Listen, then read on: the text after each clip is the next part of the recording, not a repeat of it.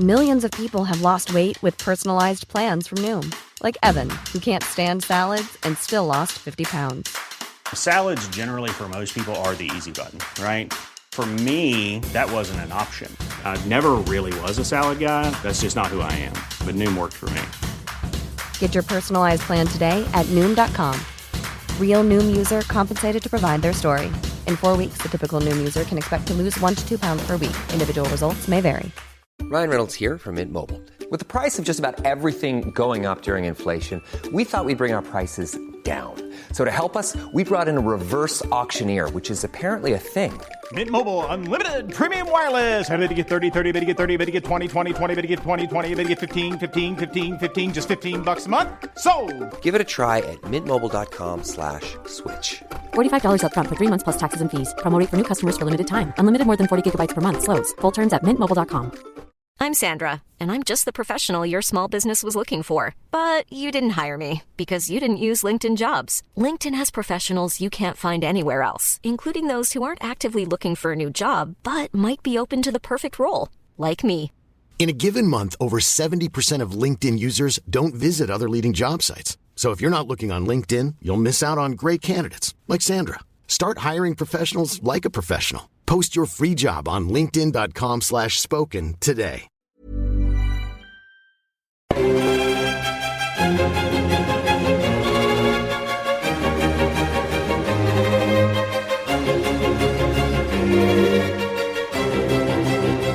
Hello and welcome to the Napoleonicist. Now, before we start, this one comes with a bit of a health warning. If you're listening to this whilst eating your dinner, you might want to go away and come back after you've finished your digestion, because this is probably going to get a bit gross, but in a good way.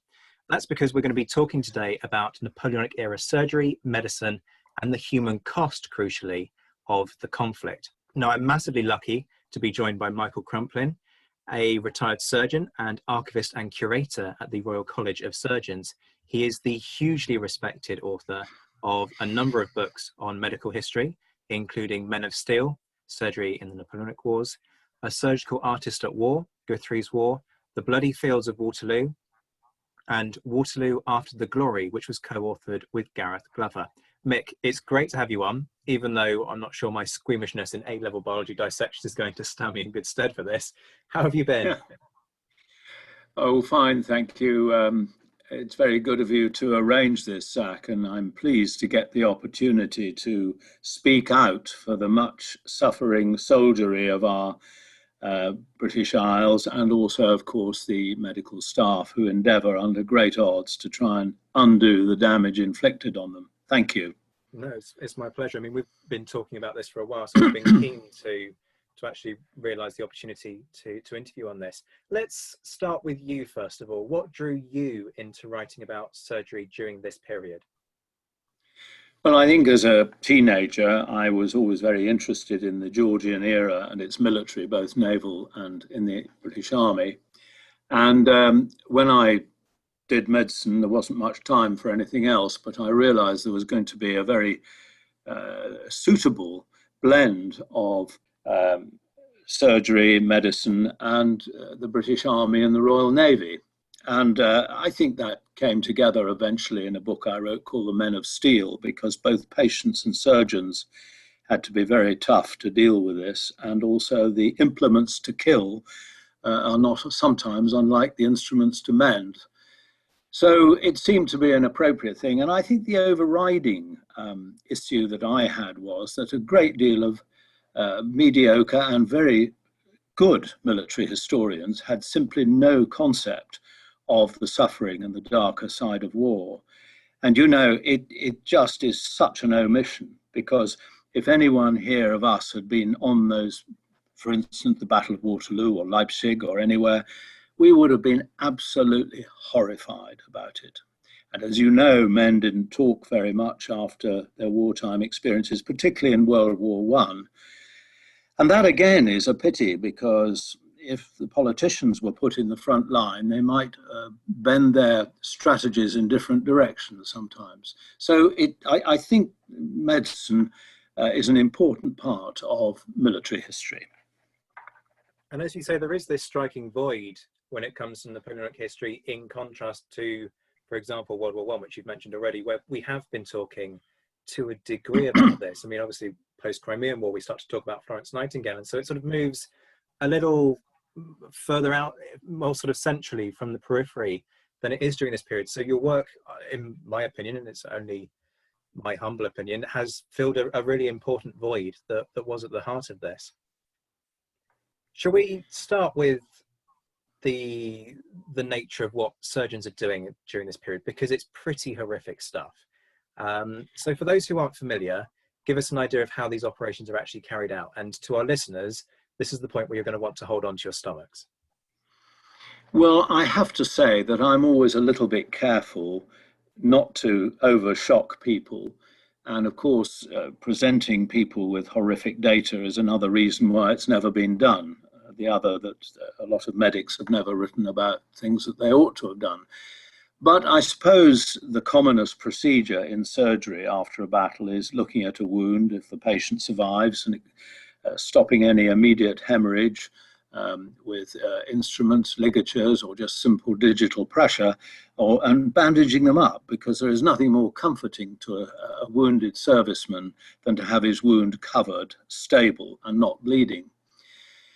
There were, of course, other minor procedures like splinting fractures, that they had to be held steady so that the bone could heal. Also, removing debris from a wound. A lot of missiles carried unwanted secondary missiles into the body, which cause secondary infection later on. And so there would be an endeavor to remove the missile that caused the damage in any clothing or coins or anything else that had been put in. And then we go on to more sort of dramatic things like amputation, which really up until the English Civil War were not widely practiced because they were often fatal, and the surgeon would be culpable in that circumstance over time in a decreasing manner.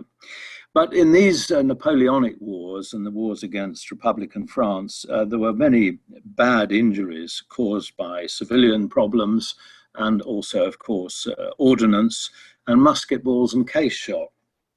And if they were going to cause massive soft tissue damage, continued bleeding, or joint injuries, there would be a definite indication to remove the limb. Now, if surgery is horrific, I can assure you that wounding is too. And so is the threat of death to a soldier. And there aren't many soldiers who wouldn't undergo half an hour of the worst pain they'd ever had in their life and 6 weeks of misery with infection rather than death. And these soldiers had weighed that up. And there's absolutely no doubt that surgery, soldiers did refuse surgery. That was easier for an officer to accomplish than a man. But nevertheless, yes, surgery was pretty horrible, but then so was wounding, and death was an option. Now, we mentioned perhaps limb surgery. Limbs were the most commonly injured parts of the body. Cranial, chest, and abdominal injuries were more difficult. With chest and abdominal injuries, there was little that could be done because intracavity operations without anesthetic, muscle relaxant, and proper support wouldn't be very successful. But a lot of soldiers survived chest and abdominal injuries because the ball, if it perforated the gut would be sealed off by the fatty apron in the abdomen called the omentum, or a fistula. A communication between the gut and the skin would form, and these fistulae would close in the course of time. A lot of soldiers even passed their musket balls into the colon per annum, which is slightly amusing and very nice for the patient. But bleeding on the battlefield due to intracavity penetration was the commonest cause of death, as indeed it was in World War I. And then lastly, trepanning. Well, I think between the wars of the American independence and the end of the Napoleonic Wars, the use of the trepan was used increasingly cautiously and carefully.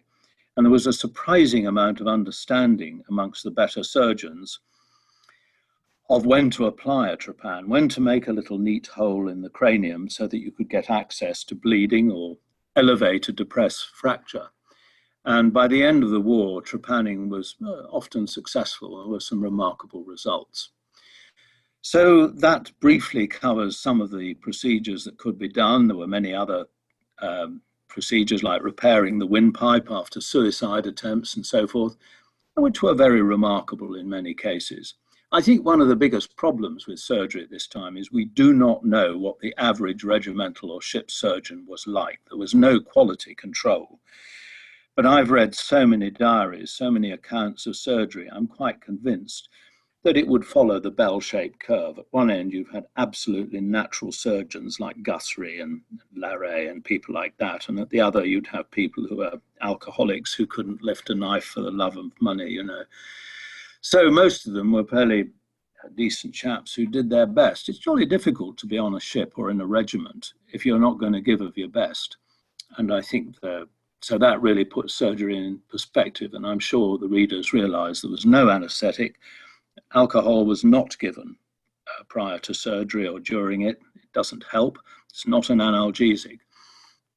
And so even notable casualties like Nelson only had 3 doses of laudanum after his arm amputation in Tenerife. So pain relief was poor. There were no intermediate analgesics, no general anaesthetics, and men were brave. And it was pretty difficult for the surgeon. Luckily, often being operated in the upright position, many patients fainted during surgery, which was a welcome relief to them and their surgeon. So in a nutshell, that's really what this pretty horrific surgery was all about. I mean, there are so many questions straight away that stem from that. Can I go back, first of all, to what you were saying about these surgeons themselves? What sort of training do these men have before they're trying to save these men's lives? It's a pretty mixed bag. I mean, if you were lucky and you wanted to be a surgeon and you were apprenticed with fairly wealthy parents who would pay for the apprenticeship, you were apprenticed to a good surgeon for maybe 5 years. You would start off doing very menial tasks. Gradually, if he thought you were competent, you'd be left with more responsibility, as today. And then at the end of the apprenticeship, the indenture would end and the student would probably walk the wards for about 2 years, being a plaster man or a houseman, for which privilege he had to pay.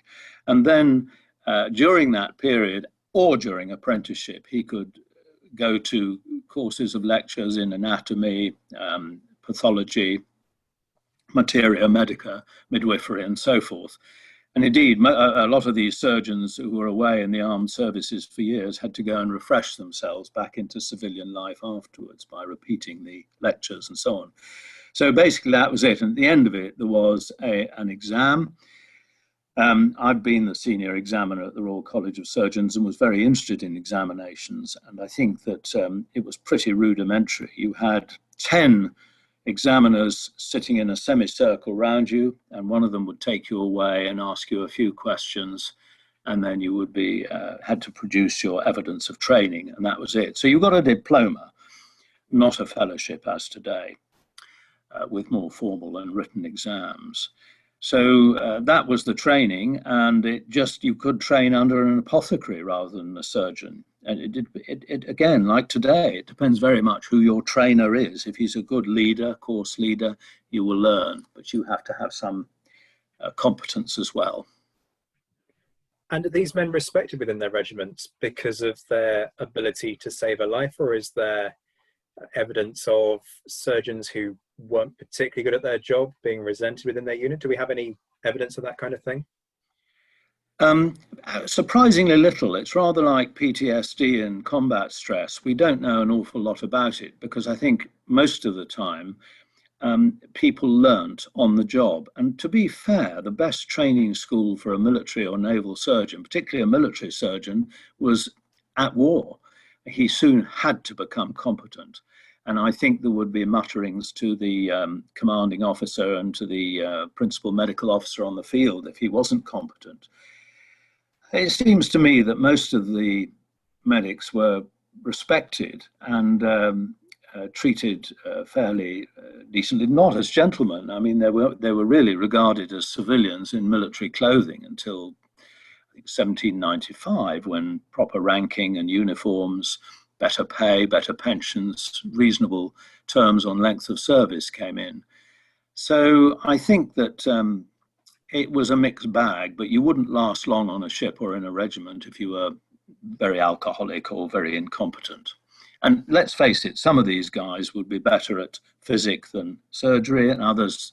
So John Hunter, the great father of scientific surgery, who was actually Inspector General for 3 years of the British Army before he died suddenly, he brought in that no surgeon with extreme operative ability should serve in a regiment, and that all regimental surgeons should pass through a short period of hospital training, as today.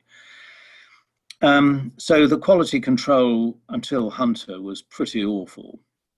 But I think because of the huge amount of experience when you're abandoned with your regiment in Spain, Portugal, the Americas, wherever, you soon learned how to militarize your medicine, really, I suppose.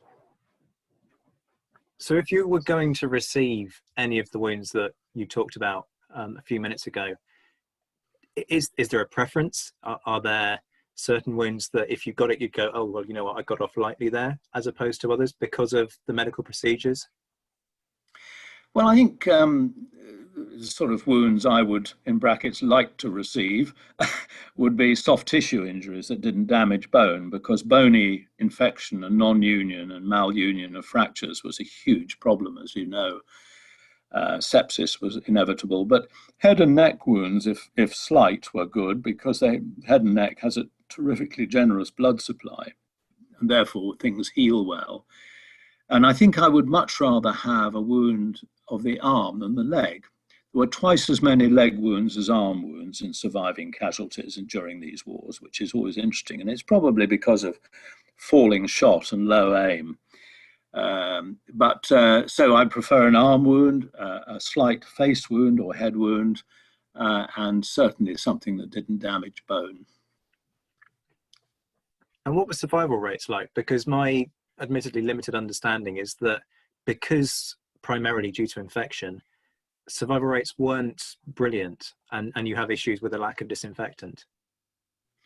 Yeah, well, Larrey, when he came back from Russia, mused over his results, and he gave overall, and one has to remember he's including fingers and wrists and less threatening things, although every operation was a threat, every wound was a risk, of 20%. But that means that 80 out of 100 of his patients survived an amputation of larger or smaller type. And I think if you're looking at hip joint and upper thigh, you're looking at 90% mortality. And knee joints, ankle joints were dangerous.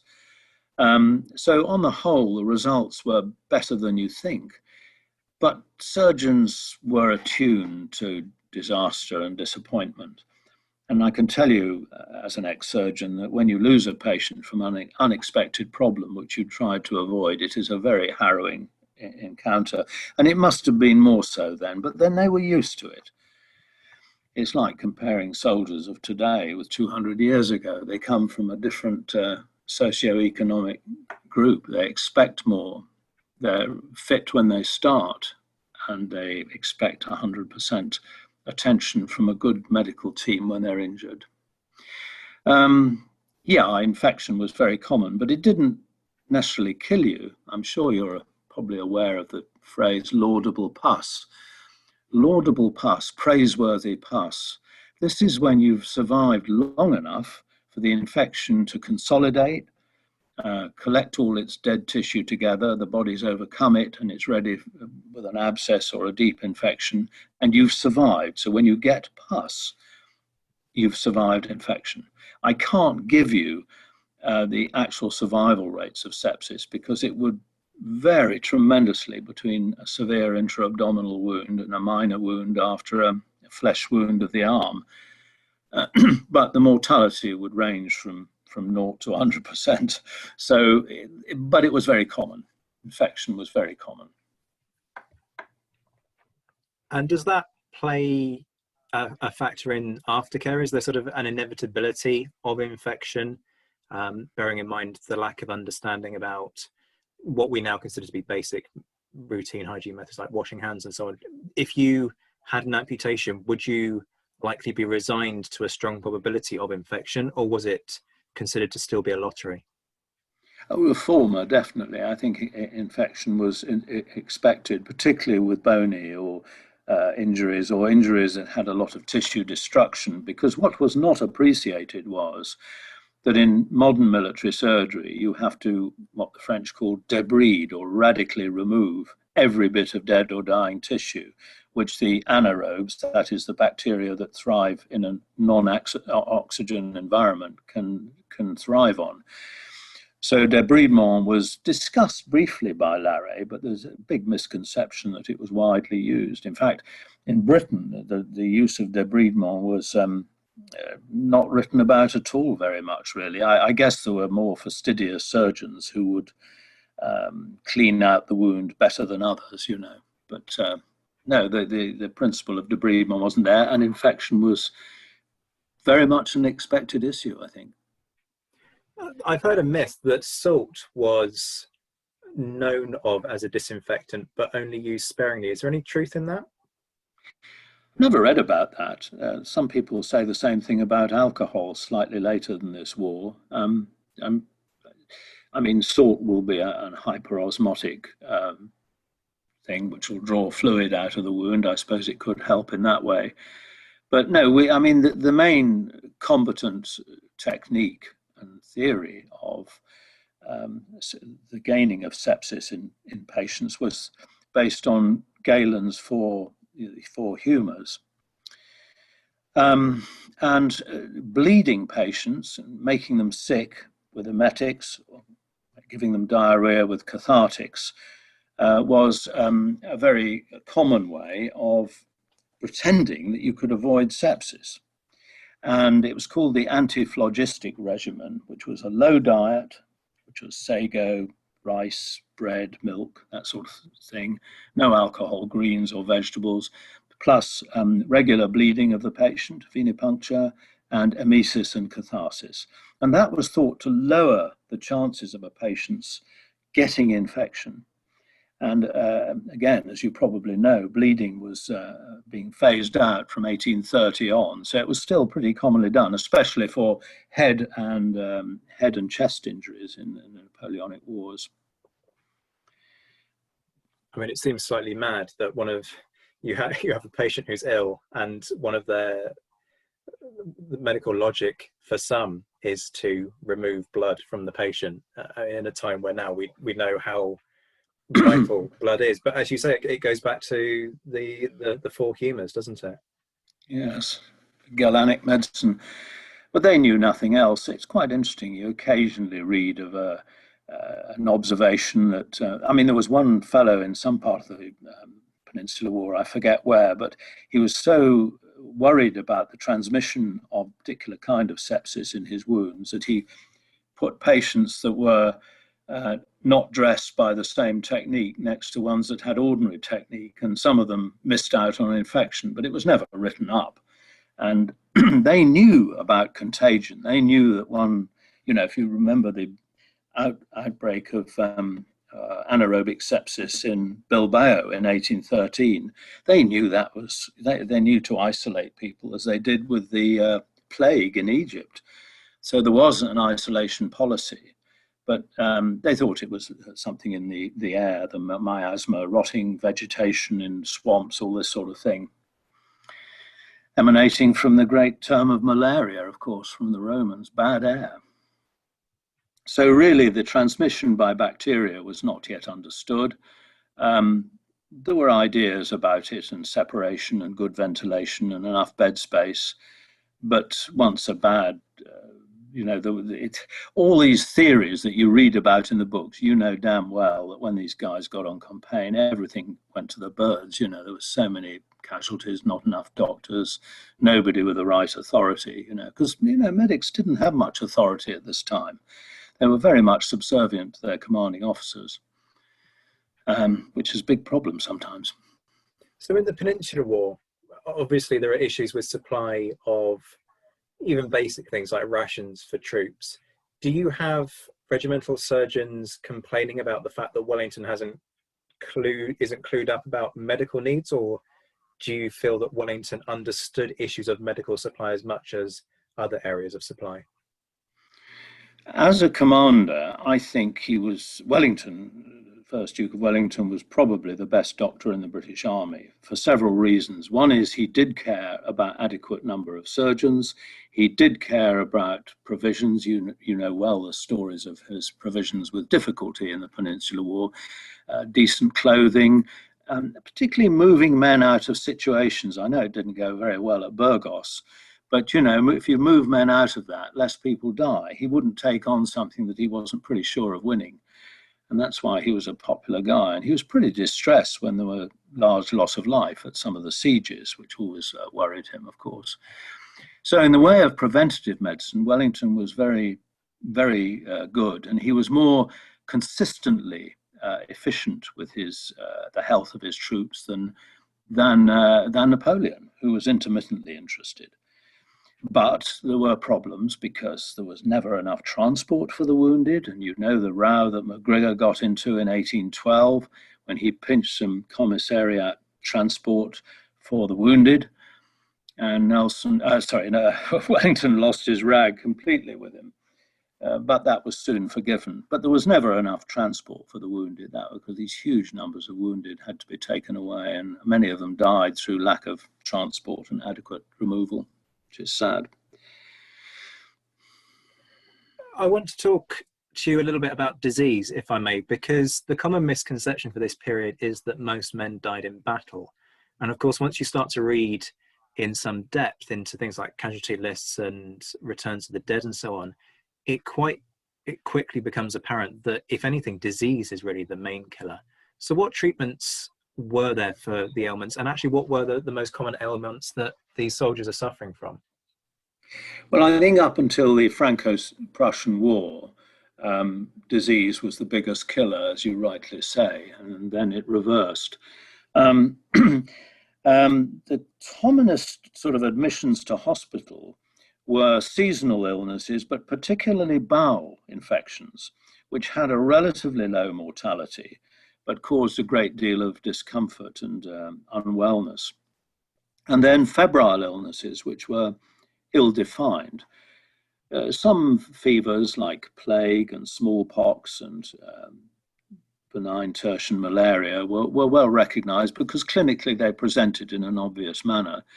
But without the classification, the nosology, the classification of disease is known as nosology. Nosology was very infantile at that time, really, and primitive, and people were often miscategorized. There were many causes of fever, as you know, all sorts of different viruses and odd bacteria that are rare today. And later in the century, it would be TB, which was relatively uncommon in the peninsula. But TB later in the 1830s in Britain became the big killer. So mainly it was seasonal illnesses, diarrhea, and fevers of various sorts. And, you've got the ophthalmia in Egypt with the eye infection. You've got smallpox in North America. You've got, if you read Martin Howard's excellent account of the disease mixture in Walcheren, you've got benign tertian malaria, dysentery, and other febrile illnesses, all compounding to make a very sick army.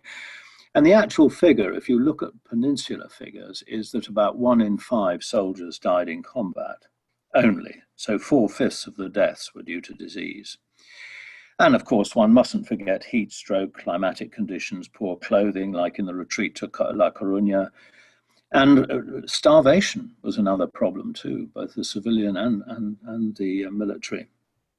In the Royal Navy, it was even less. Only 6% out of 103,000 matelots and marines died in combat.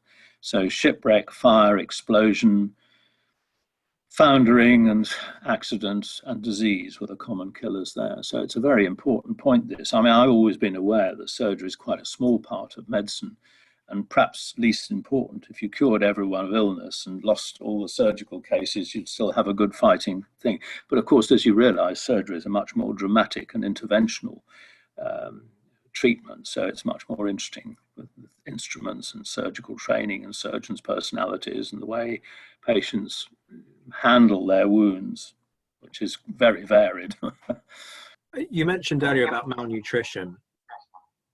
it seems like an obvious point to make, but these men are drafted into the army usually because of issues of being able to find enough employment on a steady basis to be able to feed themselves. In other words, they're already potentially malnourished before they get there. They go on campaign and they're malnourished. What impact do you feel that has on their prospects across their army service when it comes to basic illnesses, but then also recovery from a battle injury? Well, of course, to take it to the extreme, malnutrition goes hand in hand with a lot of diseases because of immunosuppression. And I'm sure Ed Koss has talked to you about that. The dietary supply, I think Wellington did the best he could, was not very good, and it was very varied, and there obviously was enough fruit and veg around for the British Army because they didn't get scurvy. And you see that scurvy occurred in modern places like Scott's expedition, etc. You realise it's you need fresh fruit and vegetable, which in the peninsula wasn't a problem. I'm pretty sure that Napoleon's army in Russia, from the summer to the winter, a lot of those became scorbutic. And in the Royal Navy, you have very little scurvy, providing you're on blockade duties. If you start wandering on long expeditions away from the supply fleets, you've got problems. So I think malnutrition was endemic, as Ed Koss figures have shown. But actually, when you have somebody who's slightly hungry all the time, and you know as well as I do, the British and the French soldiers were very good at finding food where there wasn't any. Not many people, for instance, in the Peninsular War, soldiers in the Peninsula died from malnutrition. They didn't. They had enough food, and they didn't have coronary artery disease, and they didn't get strokes.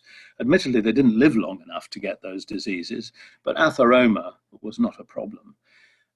So it was a very uncomfortable existence. And when people broke into cities by storm, food and wine were most welcome, I'm sure, in plentiful amounts.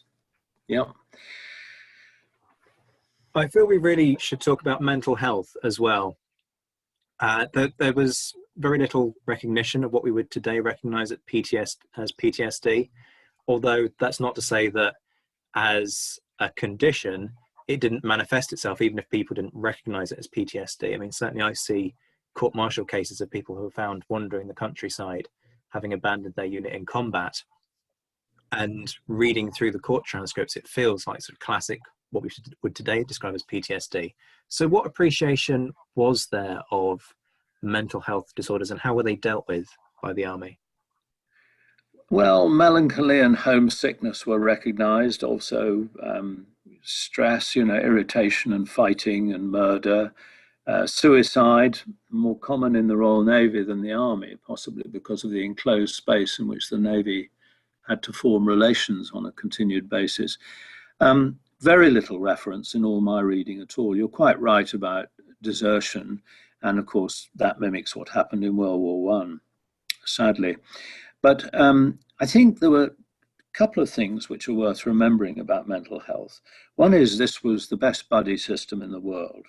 There's no doubt that whether they tried to get close to each other as friends, and I think most of them did, and it was pretty tragic when one of them was destroyed, you'd help your colleague. There are countless stories about men being put on carts or somebody carrying their equipment for them, and sometimes they were just sick, they were just left to die. So the buddy system, I think, helped to avoid a lot of what men go through today. The other thing is that the combat was different and short-lived. You had a battle usually on one day or part of a day. That's very different from being in a trench and being shelled for 2 weeks tour of duty in the front line. They're completely different stresses. Also, of course, you've got to remember that the guys out fighting in their red jackets had come from a society where to lose your leg or have a fracture that didn't heal, you lost your leg, you were on the poor at home. Your wife would lose maybe half her children in childbirth. There would be periods of starvation, extreme physical effort. as you rightly say, pointing out to many of them moving into the armed services to escape the drudgery and hard work. But these men, I think, were inured to suffering. They were used to pain and sadness and difficulties. And that is why they're different from people today. Today, we expect everything to be good in a way of diet, care, welfare, mental health, and so on. They didn't expect it then. So I think PTSD probably was a lot less common than it is now for those reasons. The toughness of the soldier then, the buddy system, not being exposed to long periods of men being blown to pieces and buddies dying around you all the time. So, yeah, I think that's probably the reason. Sadly, we have no figures to back up these things. We have no idea. But I do know that suicide was probably more common in the Royal Navy. That's the only comment I would have, taken a mental health problem to its extreme. And why do you think that's particularly the case for the Navy? Well, you're in an enclosed space. You have commanding officers, junior officers, petty officers who can be extremely savage. You know quite well that Nelson wasn't particularly a flogging admiral. There were many who were. And also people would be picked on, bullied. You don't seem to come across racial prejudice, but that's difficult because there are very few black or brown sailors amongst the Royal Navy and in the Army, but that doesn't seem to be a problem. But I think if you didn't get on with someone, there's no way you could, it would be easier to escape him in the Army and the regiment than it would on board ship. So that's, I think, why things probably went wrong in the Navy more often. But a lot of this is speculation. There's no hard data, on it. That's the problem. While we're on the topic of the Royal Navy, one of the things that I know will really interest listeners is the fact that you were an advisor for the medical procedures that were filmed in Master and Commander. And I know you've done work on a number of other media productions as well on this area. So tell us a little bit about what that was like, because it always strikes me that Master and Commander made a really concerted effort to get it right in a way that some other sort of popular history productions and films really don't. So what were your experiences doing that? Well, the request came through the College of Surgeons for an advisor, and actually all that happened was that the producer and director and Paul Bettany came over to the Royal College, and we worked out how operations would be done and what the reaction of the patient would be. And what was so impressive was that Paul Bettany was an amazing actor. He could immediately understand what was needed of him. And so we produced instruments and showed him how to handle them and so forth, and went through the operations and talked about the child who had his amputation and so forth, and the doctor taking out his own musket ball and so forth. So it was a wonderful experience, really. And I was interested in the subject anyway. And actually, there was a subsequent production on board HMS Trincomalee, saying, what was this really? What happened on board ship with surgeons? And I was asked to advise on that as well. But I think I liked the film, nothing to do with myself and that, but I thought it gave a very fine impression, as Patrick O'Brian always does in his books, of what life was really like in the Navy. It was pretty much drudgery, weather problems, becalming, storms, loss of life through accidents, trying to find somebody, difficult navigation and so forth. And I just thought it was a superb production. I'd like to have seen another 2 or 3 films made like that. And why not do something in the British Army, like Death to the French, that wonderful book of about a rifleman who was abandoned or got lost and wended his way across the peninsula. But I guess history doesn't appeal to everybody, although the number of productions that we see both on the media and in books would make you think otherwise. It's a very interesting subject. I agree. And that was it was an enjoyable film to make. I mean, it was very expensive, and I think that was one of the problems, really. Yeah, absolutely. I'm sure there are plenty of listeners who would be very happy to see a Master and Commander 2 or 3 or even 5. I mean, if they can do it for Pirates of the Caribbean, why can't they do it for Master and Commander? But I'll leave that to the Hollywood producers. Yes. One of your areas of particular interest, I know, is about the limitations of surgery. What advances do we see during this period in terms of medical understanding and in terms of how to enable a patient to survive surgery by conducting the procedure more efficiently? That's an extremely good question. If I can sort of take a broader approach to it, in the Navy, I think the advances, much more than the Army, were in public health and disease prevention, because that ship really had to run efficiently. So ventilation, fumigation, diet, happier seamen, properly clothed and looked after, often with very good commanders. And you know, with Gillespie and Blaine and Lind and Trotter, we had some marvelous people who would bash the government into doing the right thing in the Admiralty Board, and I think that was a great success story. That's not to say that in the Navy there weren't some jolly good surgeons. There were people like BT and various other guys who did really some quite amazing feats of surgery on board ship. And in a way, you're more isolated there than you were in the Army. I think mainly in the Army, the greatest advance was the militarization of surgery. You see a little chap like Guthrie, who trains up from being a very bright spark, obviously getting his diploma very young and so on, and welding himself into the Army, understanding what's needed by his commanding officer, knowing the way to the men's hearts, doing his best for them, having a combative spirit. So in general, the Army bred some extremely good surgeons. I think by the end of the Peninsular War, we'd far outstripped the Service de Santé of the French Army in technique and organization. As to sort of specific improvements, I think in amputation, the design of flaps rather than a guillotine type of amputation, so that you had more soft tissue to cover the bone, was a huge advance. When not to trepan a skull, was understood. The attendance at post-mortem sometimes on when you were in a stable situation. The French Army brought in a very efficient evacuation system called the flying ambulance, which we unfortunately never emulated. There was a big effort made in 1819 to copy this, but I think Wellington and the country had had enough of war and they weren't prepared to spend the money on starting again. You know, we won, we were good enough, don't change it, sort of thing. With parsimony was a huge bar to progression. So that was a bad thing about it.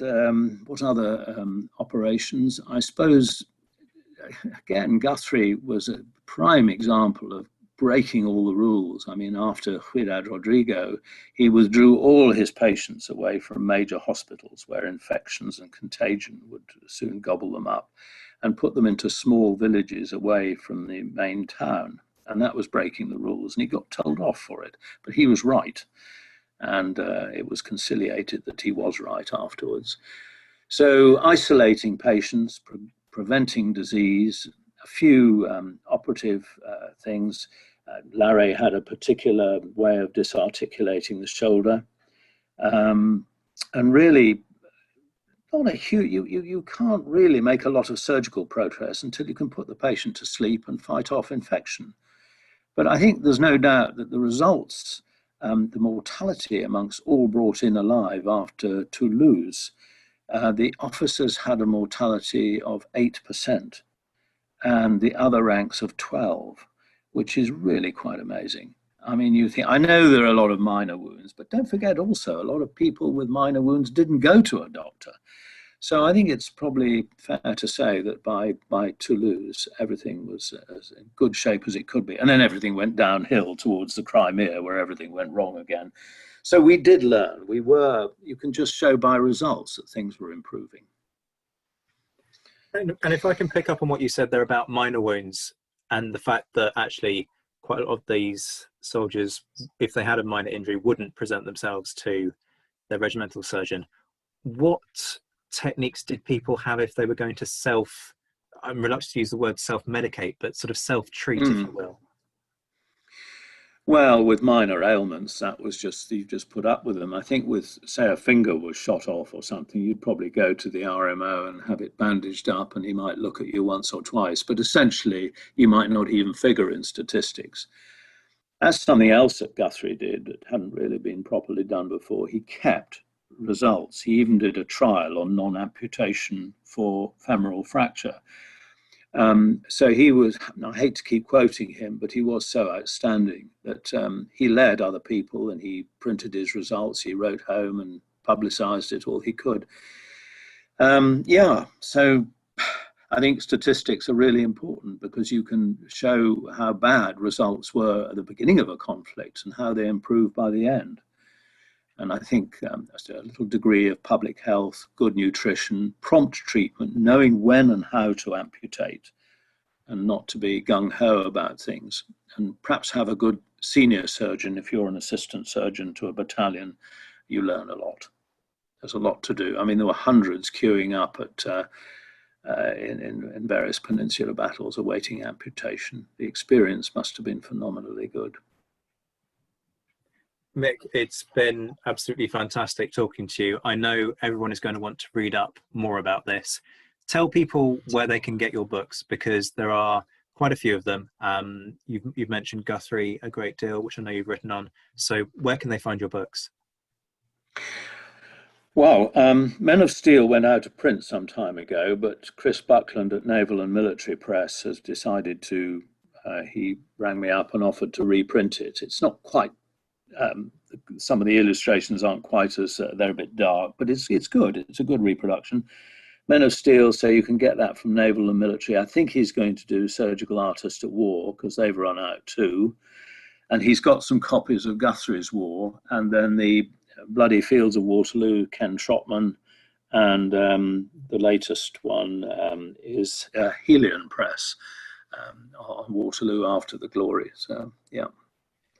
Absolutely. So, folks, I can't urge you enough to go and see what you can find online, because they are great reads, and you will enjoy them enormously. Mick, thanks so much. It's been an absolutely brilliant interview. Oh, Zach, it's kind of you to take the time, and we all admire your enthusiasm for keeping all this going. Hurrah. That was surgeon, historian and curator of the Royal College of Surgeons, Mick Crumplin.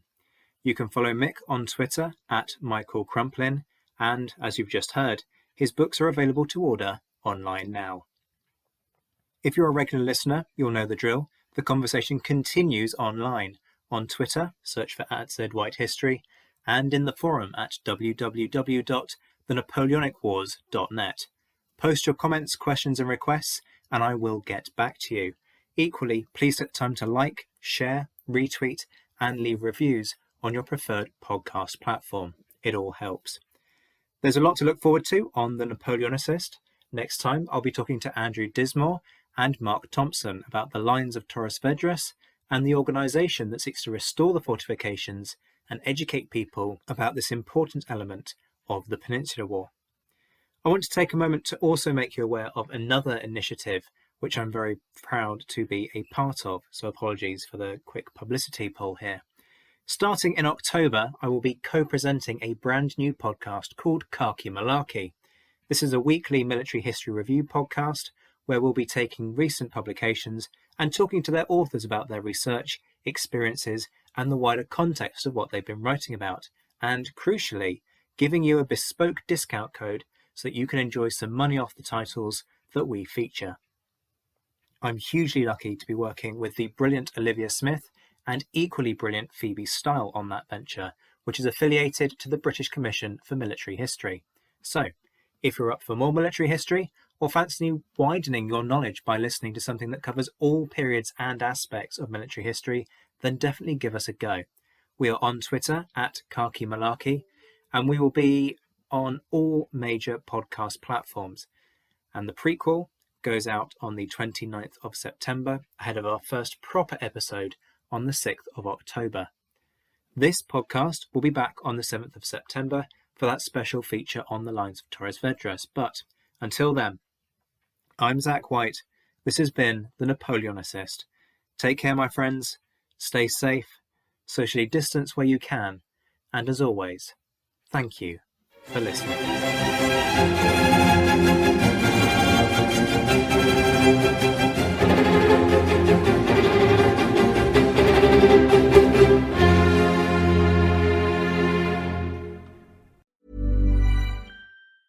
Planning for your next trip? Elevate your travel style with Quince. Quince has all the jet-setting essentials you'll want for your next getaway, like European linen, premium luggage options, buttery soft Italian leather bags, and so much more. And is all priced at 50 to 80% less than similar brands. Plus, Quince only works with factories that use safe and ethical manufacturing practices. Pack your bags with high-quality essentials you'll be wearing for vacations to come with Quince. Go to quince.com/pack for free shipping and 365-day returns.